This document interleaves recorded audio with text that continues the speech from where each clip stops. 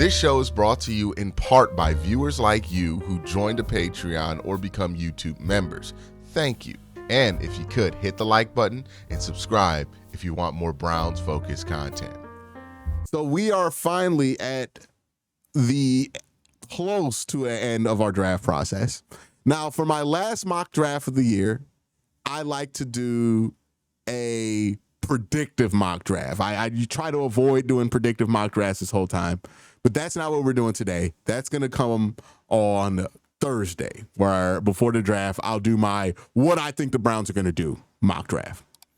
But today, we're going to do the what do I want to do mock draft, right? I've been thinking about it from different perspectives, drafting with different things in mind. Well, now we're at the point to where we know as much as we're going to know going into the draft, and I'm just going to make the selections based on what it is that I want to do. So this is the mock draft for that. We're going to go through it, 7 rounds. Let's do it, man. Let's do it.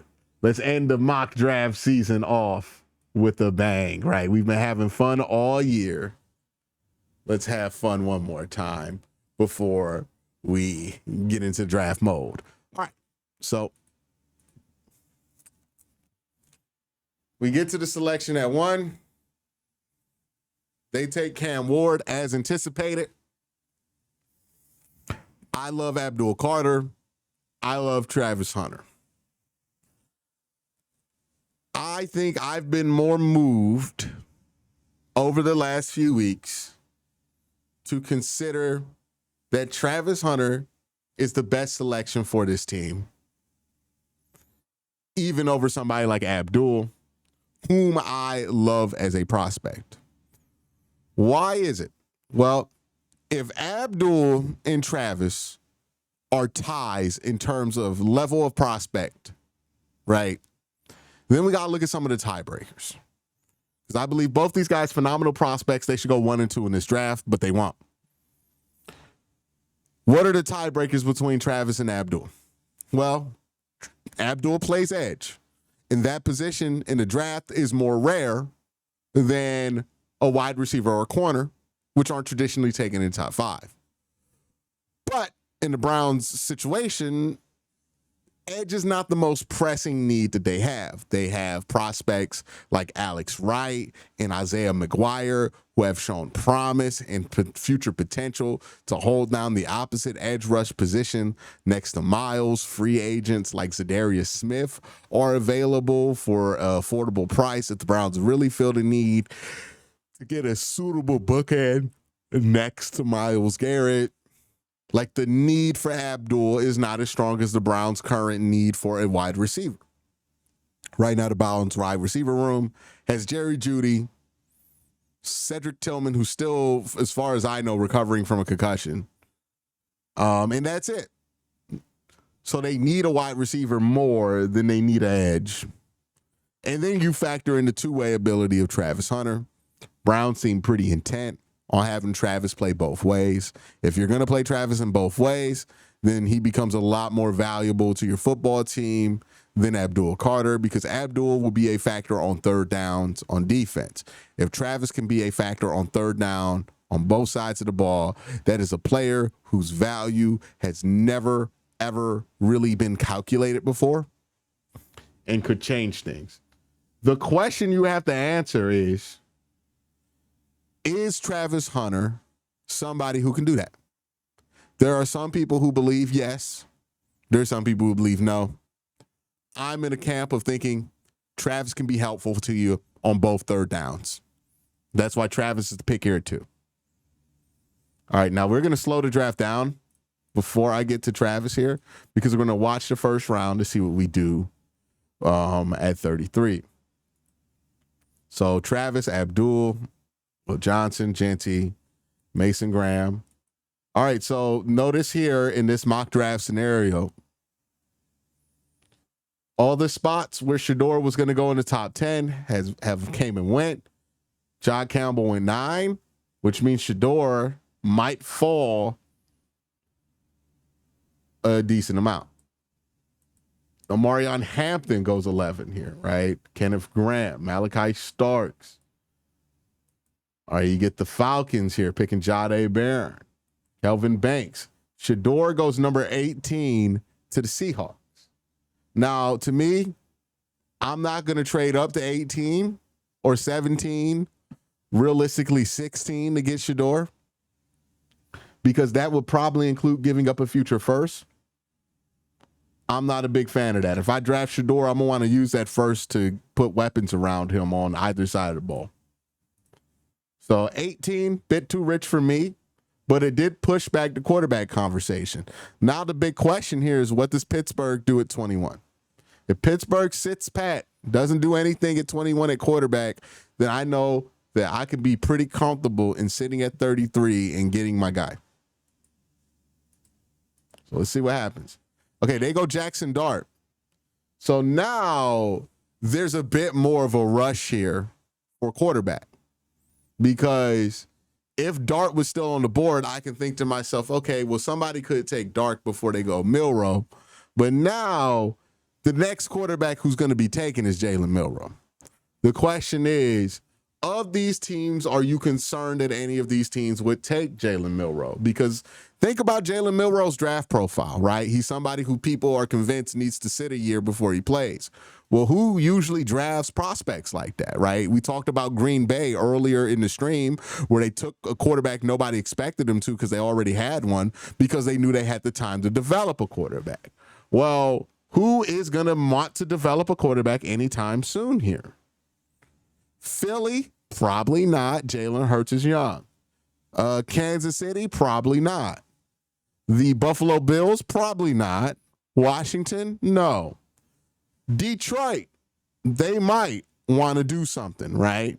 The Los Angeles Chargers, they might want to do something there. Or not the Los Angeles Chargers, my bad. The Los Angeles Rams might want to move up. Or not move up, but take Jalen Milroe. So I have two options, because the Ravens are picked 27. They're more than likely not going to give me fair value for trading up from 33. They are a hostile partner. They're in division. If they're not going to do anything that makes us better, right? Or they're not going to want to work out a fair deal. So you can cross out trading up for 27. That's not on the board here. But the two teams that could take a quarterback are at 26 and 28. So you have to ask yourself the question, how bad do you want the quarterback, right? Are you willing to trade up to 25, which is a significant jump here, right? 32, 31, 31, 2, 6, 4, 5, 6, 7. You're asking a team to move back 8 spots. That's not insignificant. And that's probably going to cost you a couple of picks. Or are you willing to sweat it out, understanding that, okay, I'll just take best player available at 33 if I can't get who I want at quarterback? If this were me, I'd sweat it out.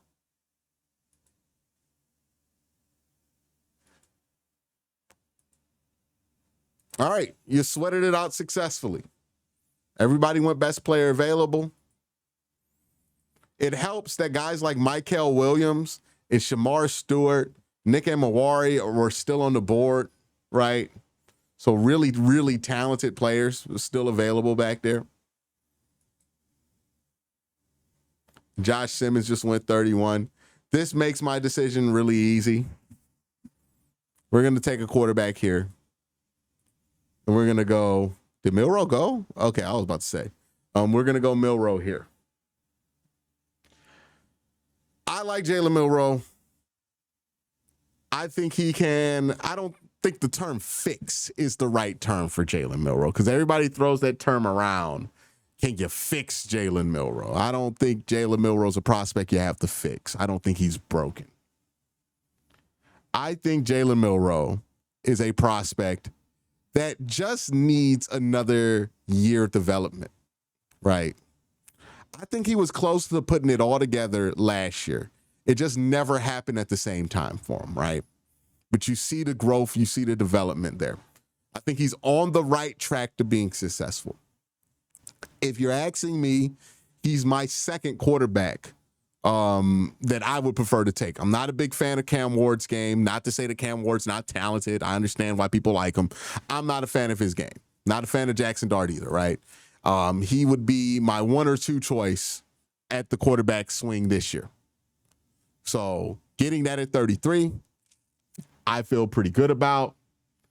We'll see if it works out. But I'm willing to commit a couple of years to Jalen Milroe to see if it works out. Hopefully we have a quarterback. But if it doesn't work out with Jalen Milroe, I know he can help the team in some way, shape, or form as an athlete. And also, if it doesn't work out with Jalen Milroe, then I feel pretty strong about that 2027 quarterback class, that if I have to dip back into it because Milroe didn't work out, that we're going to get a better swing at it than we would have in 2026.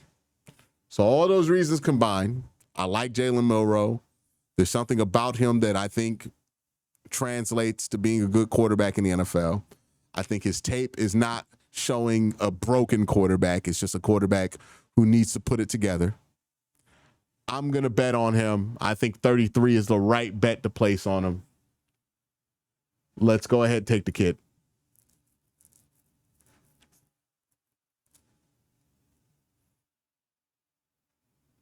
Now, a big question that some people are asking is there anybody that the Browns would feel strongly enough to trade up from 67 from to take? I'm thinking Travion could be one of those guys. Maybe Donovan Jackson could be one of those guys.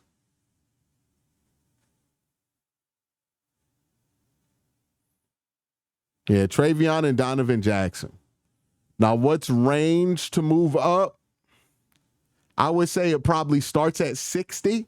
So if we get past Baltimore's pick and Trey or Donovan are still there, then I'm going to try to make a move for them. But we're at 48, so there's a long way to go. Well, Donovan's gone. Tyleek's gone. JT's gone. All right, so we might get Travion here. Oh, boy. Oh, these bastards. Damn. I shouldn't have waited for Baltimore. Damn. Yeah, I would have traded up for Travion there at 60. Because I don't think it would have cost that much. Damn. All right, well, we're sitting and picking. Ty Robinson with 65. Good for him. Okay, so far we've drafted a quarterback and a wide receiver. At running back, you got Quincy, Caleb Johnson. Caleb Johnson would be a strong selection here. Jaden Higgins, you don't really need another wide receiver. Let's see what's happening on the defensive side of the ball.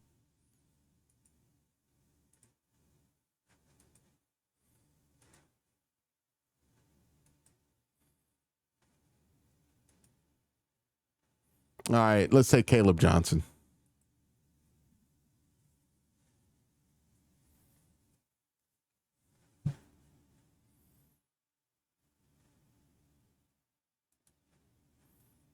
All right, I'm going to keep my eye on Fanon. Well, let's see what tight ends are available. Arroyo, Helm. No, I'm going to sit. One of them going to be there at 94.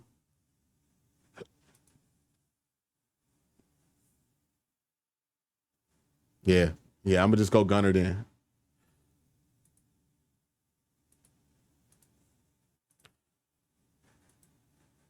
Yeah, we're going to go gunner Helm. Solid transition quarterback. I mean, not quarterback, tight end. The translation from him into the NFL and what the Browns do, it's pretty easy, pretty simple for him. Give you a number 2 tight end. And again, Jalen Milroe, you're projecting him to be the future quarterback of this team. He's not the kind of quarterback who I think is going to thrive throwing in tight windows. So you want to add big, tall weapons that can give him big targets downfield. Gunnar Helm is somebody who can give him a big target. Terrence Ferguson is also somebody who can give you a big target downfield. So whichever one of those two tight ends you feel like is more reliable for you, I'm going to go with Gunnar because I've seen Gunnar do exactly what I need him to do in the Browns offense at Texas. But if you want to go Terrence Ferguson here because he's a better athlete, I do not blame you at all. I do not blame you at all.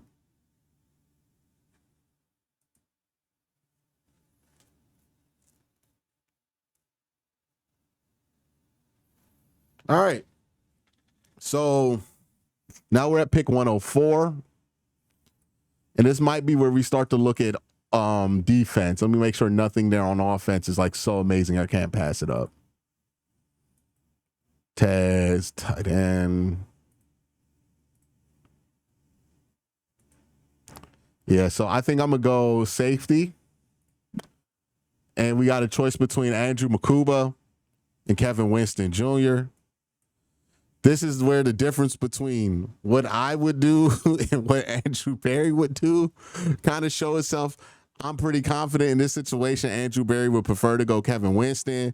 And look, Kevin Winston is very fun. Crash test dummy, right? Like, shout out to my boy JP. Says he plays like Jeff Hardy, right? Like, really just reckless, throws his body around. Love him. I like Makuba better. I think he's better in coverage. He's more of a cover 3 safety, but I think the Browns are creative enough with how we use our safeties in coverage that we can make it work. He could play some slot too. Very physical, tough player. I'm going to go Makuba here, and I'm going to feel really good about that because I've added 2 good players to my secondary. I've added 3 good players to my offense, and I'm feeling really good about what I've done in the top 100.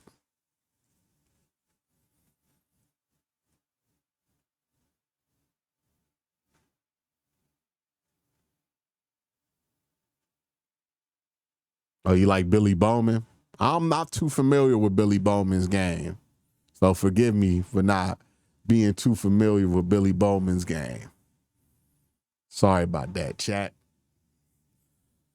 All right, so long wait here for the Browns as we wait to get to pick. What is it? What's the Browns' next pick here? 180 something?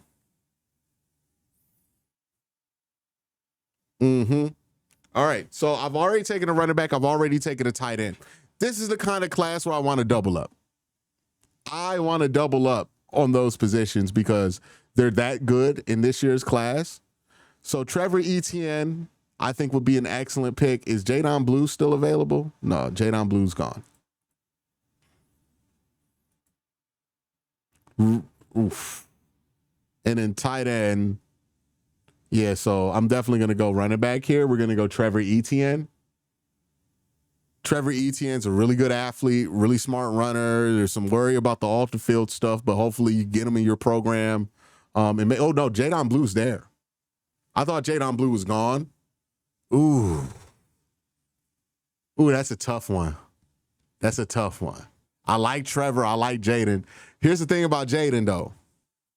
Jaden run 4.25. He fumbles. Jaden Blue fumbles for sure. And that's the big issue with Jaden. But he's young, doesn't have a lot of tread on the tire, definitely a receiving back.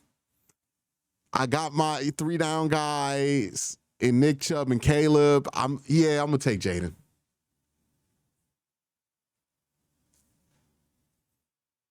Trevor would be a good pick there too, though.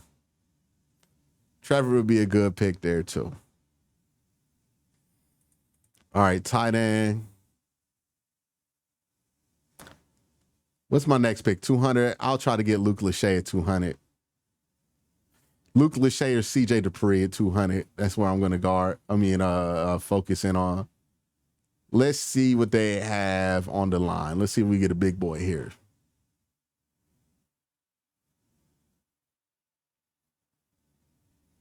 Nah, don't really love anything here.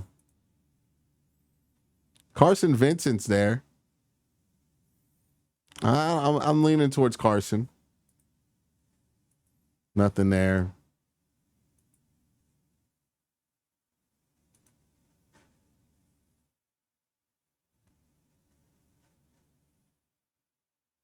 Nah.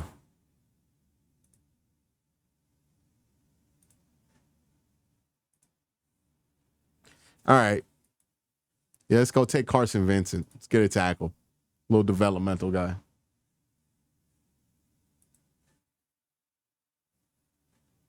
And hopefully Lachey's there for me to grab at 200.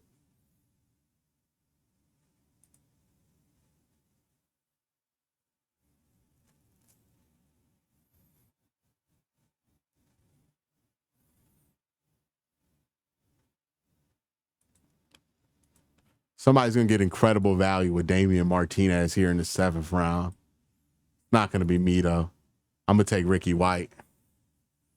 Get another body at wide receiver. He's a very productive player at UNLV. And if CJ Dupree, nope, CJ just went.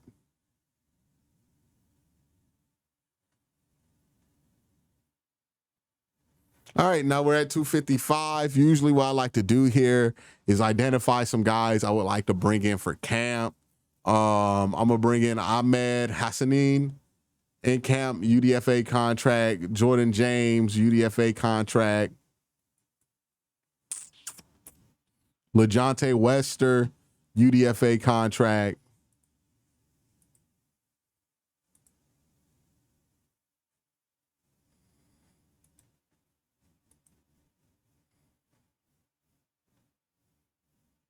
Let's give Jackson Woodard a camp invite.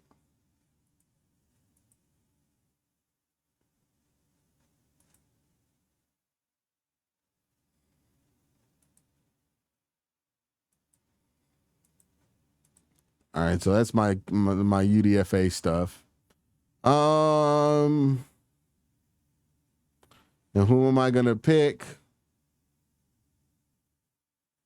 How about I just take Wester here?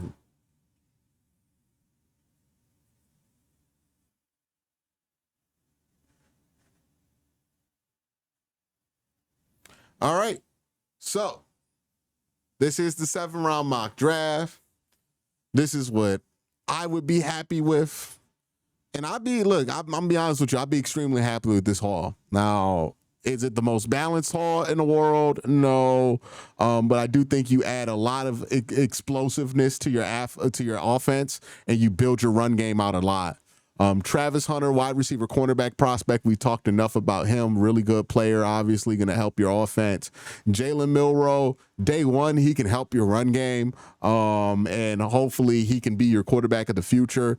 I said it earlier in this stream. If you hit on Jalen Milroe and Travis Hunter, if those two picks are right, every other pick here could miss, and you would be thrilled with this draft class and call it the greatest draft class of all time for the Browns, right? Like if you got a Pro Bowl quarterback and an All-Pro corner, then ain't nobody gonna care about what you do. But I do like what I did here in the back end, obviously, right? Round 3, Caleb Johnson. Round 3, hell yeah, I'm excited about that. Really good zone runner, right? Reminds people of Arian Foster. Gunnar Helm, really solid tight end, can hold down that number 2 position. And let David Njoku do what he does best. Also somebody who can block, going to help your run game. Andrew Makuba, that's a safety to fill the void of what Juan Thornhill brought to this team, which was run defense from the safety position. And I think he's a good coverage guy as well. And then in the 6th round, you get Jadon Blue, super athletic receiving running back prospect, so you can get a 3rd down back out of him. Carson Vincent, offensive tackle prospect. Luke Lachey, I think a really underrated blocking tight end / receiving tight end prospect. Ricky White, who, might not be the most amazing prospect in the world. Obviously, he's a 6th round pick, but I do think will be a productive 300 to 500 yard wide receiver on your roster, right? A good 4th or 5th option. And if you get that in the 6th round, that's great. And then LaJohntay Webster, I think is going to be a fun gadget guy in the league. So I think you add a lot of pieces to your offense, a good foundation for you to add a quarterback to in this mock draft. Y'all let me know what y'all think about this mock draft.